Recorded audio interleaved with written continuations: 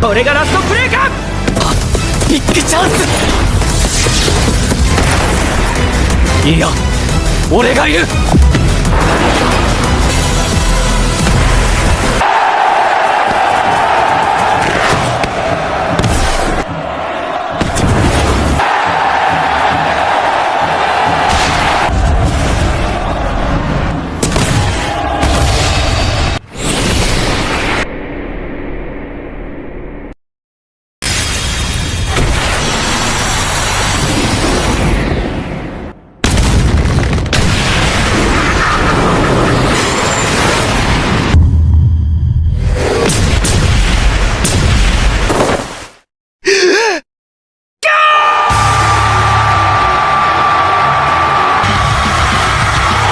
Hello guys, welcome to the class. బ్రోలాక్ manga expression కి స్వాగతం. ముందు వీడియోలో ఈసీకి ఫస్ట్ గోల్ చేయడం చూసాము. అలాగే నెక్స్ట్ ఈసీకి వెళ్తూ కైజర్ గోల్ చేయడం చూసాము. ఇక మాస్టర్స్ ఇద్దరు కూడా స్టార్ జనరేషన్ ని యూజ్ చేసి మ్యాచ్ లోకి రావడం చూసాము.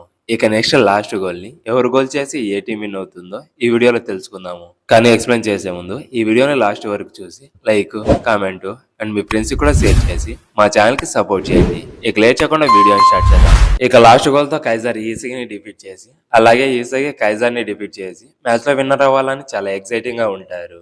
ఇక నెక్స్ట్ బారో మాస్టర్ తో మీరు మ్యాచ్ లో జాయిన్ అయ్యారు కాబట్టి మనం ఆ ప్లాన్ తో వెళ్తున్నామా అని అంటే అవునని చెప్తాడు. కొంచెం వెయిట్ చేయండి, వాళ్ళ ప్లాన్ ఏంటో రివీల్ అవుతుంది. ఇక్కడ ఊబర్స్ ఫార్మేషన్ వచ్చి ముందు కన్నా చాలా డిఫరెంట్ గా ఉంటుంది. అలాగే ఒకేసారి 6 మెంబర్స్ వచ్చి అఫెన్స్ ని స్టార్ట్ చేసి ముందుకు వెళ్తూ ఉంటారు.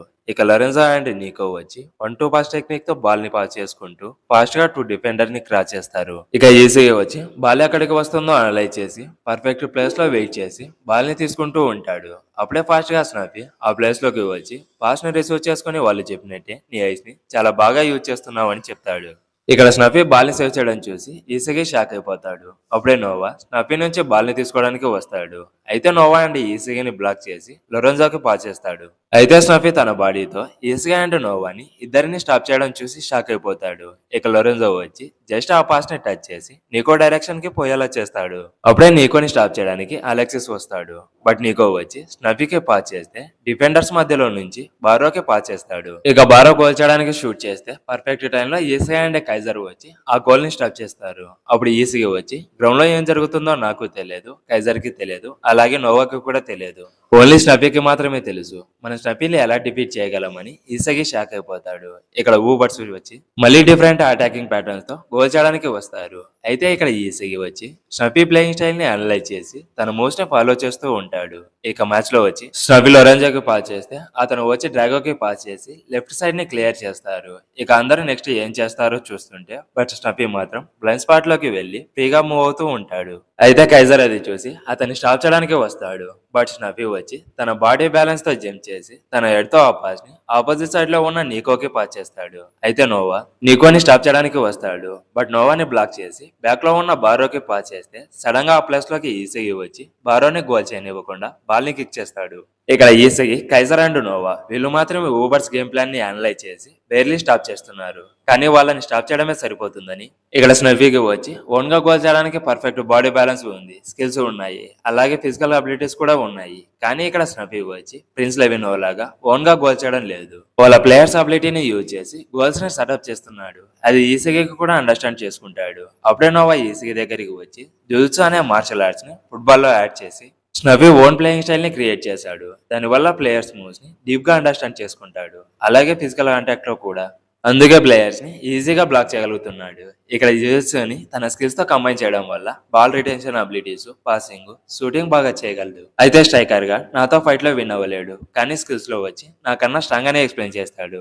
అయితే అతన్ని మనం ఎలా డిఫీట్ చేయాలని అడిగితే ఈసీకి తెలిసిందే ఎక్స్ప్లెయిన్ చేసి నాకు కూడా తెలియదు, కానీ 3 మినిట్స్ వరకు అతన్ని స్టాప్ చేస్తే బయటికి వెళ్ళిపోతాడు. ఇక్కడ మీ ఎండ్యూరెన్స్ యూజ్ అవుతుందని చెప్పి మాట్లాడుకుంటూ ఉంటే అప్పుడే ఈసీకి ఒక ఐడియా వస్తుంది. రైచి ఎండ్యూరెన్స్ లో మాస్టర్ రైచి దగ్గరికి వెళ్లి రైచితో నువ్వు స్నఫీని స్టాప్ చేయి, అది నీకు కష్టమని నాకు కూడా తెలుసు. కానీ 2 మీటర్ లెఫ్ట్ సైడ్కి 2 మీటర్ రైట్ సైడ్కి స్నఫీని రానివ్వకుండా ప్రొటెక్టర్ లాగా నువ్వు స్నఫీని డీల్ చేస్తే సరిపోతుంది. ఏం జరిగినా ఆ ఏరియా నుంచి బయటికి రానివ్వద్దు. అలా చేయలేకపోతే నిన్ను చూసి అందరూ నవ్వుకుంటారు. ఒకవేళ అలా చేయగలిగితే నీ పేరు మోత మోగిపోతుందని చెప్తాడు. బికాజ్ అలా ఎందుకు చెప్తాడంటే దానివల్ల అటాకింగ్ ప్యాటర్న్స్ అనేవి తగ్గిపోతాయి. అప్పుడు ఈ సగికి చాలా సిచ్యువేషన్స్ ని అనలైజ్ చేయడం తగ్గిపోతాయి. ఇక మ్యాచ్ లో వచ్చి బాల్ లొరెంజో దగ్గర ఉంటుంది. నెక్స్ట్ రైచి వచ్చి స్నఫీని మార్చడానికి రెడీగా ఉంటాడు. ఇక లొరెంజో బాల్ ని పాస్ చేయగానే ఈసీగా చెప్పినట్టే చేస్తాడు. చాలా బాగా స్నఫీని బ్లాక్ చేస్తాడు. ఒకసారి అతని బ్లాకింగ్ ని చూడండి, ఎంత బాగా చేస్తున్నాడో తెలుస్తుంది. ఇక స్నఫీ వచ్చి డ్రాగోకి పాస్ చేస్తే ప్లేయర్స్ పాస్ చేసుకుంటూ నీకోకి పాస్ చేస్తారు. ఇప్పుడు నీకోని వచ్చి నోవా మార్క్ చేస్తాడు. ఇక నీకో లొరెంజోకి పాస్ చేస్తాడని ఈసీకి తెలుసు. సేమ్ అలానే చేస్తే ఈసీగా తన లెగ్ తో స్టాప్ చేస్తాడు. కానీ వాళ్ళు ఇక్కడ ఈ ప్యాటర్న్స్ ని చూస్ చేసుకుంటే ఐకోకి ఈసీని ఫాలో చేయమని చెప్పి ఉంటాడు. ఇక్కడ వాళ్ళ హై లెవెల్ డిఫెన్స్ ని ఈసీగా ప్లాన్ ని యాంటిసిపేట్ చేయడం చూసి షాక్ అయిపోతాడు. అప్పుడే ఆ బాల్ ని ఐకు తీసుకొని అలెక్సస్ లెక్క కింద నుంచి బారోకి పాస్ చేస్తాడు. ఇక బారో గోల్ చేయడానికి రెడీగా ఉంటాడు. అయితే గగమారు వచ్చి ఆ గోల్ స్టాప్ చేయగలనని అనుకుంటాడు. అయితే ఇక్కడ బారో వచ్చి తను గోల్ చేయకుండా ఉండడం కోసం డిఫెండర్స్ రావాలని వెయిట్ చేస్తూ ఉంటాడు. ఇక గ్రిము బాల్ కోసం స్లైడ్ చేస్తే బాల్ ని ఎయిర్ లోకి కిక్ చేస్తాడు. అప్పుడు బారో అనుకున్నట్టే డిఫెండర్స్ అందరూ అతన్ని స్టాప్ చేయడానికి వచ్చి గోల్ కీపర్ కి అడ్డంగా ఉంటారు. ఇదే పర్ఫెక్ట్ ఛాన్స్ అని డిఫెండర్స్ అందరినీ యూజ్ చేసుకొని గోల్ ని షూట్ చేస్తాడు. బట్ గగమారుకు వచ్చి తనకి డిఫెండర్స్ అడ్డంగా ఉన్నప్పుడు బారో గోల్ ని షూట్ చేస్తాడని తెలుసు. ఎప్పుడైతే డిఫెండర్స్ అతన్ని స్టాప్ చేయడానికి వెళ్తారో ఆ టైమింగ్ ని పట్టుకొని బారో గోల్ ని టచ్ చేస్తే చాలని అనుకుంటాడు. కానీ గోల్ ని స్టాప్ చేసి బాల్ ని పట్టుకుంటాడు. ఇక బాల్ ని వచ్చి ఈసీకి త్రో చేస్తాడు. ఇక ఈజీగా టైం ని వేస్ట్ చేయకుండా ఫాస్ట్ గా గోల్ ని స్కోర్ చేయాలని అనుకుంటాడు. బికాజ్ ఈ మూమెంట్ లో వచ్చి వాళ్ళ డిఫెన్స్ చాలా బిగ్ గా ఉంటుంది. ఇక ఈజీగా నోవాకి పాస్ చేస్తాడు. ఇక నోవాని క్రాచ్ చేసి ముందుకు వేస్తే అప్పుడే ఐకు వచ్చి బాల్ ని కిక్ చేయాలని చూస్తాడు. కానీ నోవా సంహవ్ ఎస్కేప్ అయ్యి ఈసీగా పాస్ చేస్తే అతను యుకిమియాకి పాస్ చేసి తన ముందర ఉన్న డిఫెండర్స్ అందరినీ బీట్ చేసి ముందుకు వెళ్లిపోతాడు.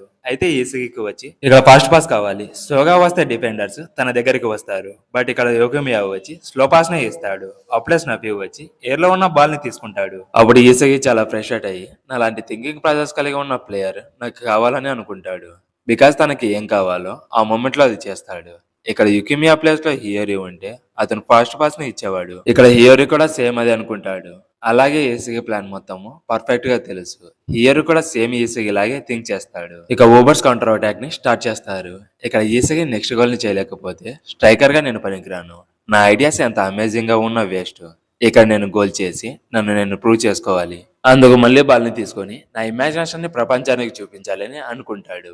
ఇక్కడ ఊబర్స్ టీం వచ్చి సేమ్ ముందులాగా పాస్ చేసుకొని లాస్ట్ గోల్ చేయడానికి బారోకు పాస్ ఇవ్వాలి. సేమ్ ఇక్కడ కూడా ఫస్ట్ గోల్ లానే చేస్తారు. గగమారుకి ముందర వచ్చి అపోనెంట్స్ అండ్ వాళ్ళ టీం అందరూ అడ్డంగా ఉంటారు.